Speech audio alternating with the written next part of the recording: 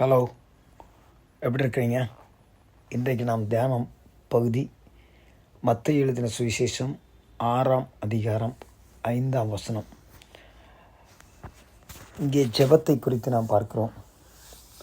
ஜெபம் என்ற தலைப்பிலே நாம் இன்றைக்கு தியானிக்க போகிறோம். இங்கே பார்க்கும்போது முதலாவது மாயக்காரரின் ஜெபத்தை குறித்து ஆண்டவர் சொல்லுகிறார். எப்படிப்பட்ட ஜெபம் பண்ணுறாங்க அப்படின்னா, மனுஷர் காணும்படியான ஜெபம், வீதிகளிலே நின்று ஜெபம், சந்திகளிலே நின்று ஜெபம்.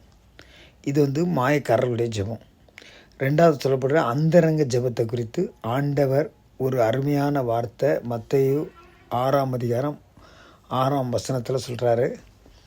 நீ உன் அறை வீட்டுக்குள்ளே பிரவேசித்துக்கொள், உன் கதவை பூட்டிக்கோ, உன் பிதாவை நோக்கி ஜெபம் பண்ணு. அந்தரங்கத்தில் பார்க்கிற உன் பிதா வெளியரங்கமாய் உனக்கு என்ன பண்ணுவார்? பலன் அளிப்பார். இங்கே ஜெபத்தை குறித்து 2 காரியங்களை சொல்கிறாரு. ஒன்று மாய்மாலமான ஜெபம், இன்னொன்று பார்த்திங்கன்னா அந்தரங்க ஜெபம். நம்ம எப்படிப்பட்ட ஜெபம் பண்ணுறவங்களா இருக்கிறோம், அதை நாமே ஆராய்ந்து பார்த்து கொள்ளலாம். அந்தரங்கத்தில் ஜெபம் பண்ணால் ஆண்டவரிடத்திலிருந்து ஆசீர்வாதத்தை பெற்றுக்கொள்ளும். கர்த்தர் தானே இந்த வார்த்தைகளை ஆசீர்வதிப்பாராக.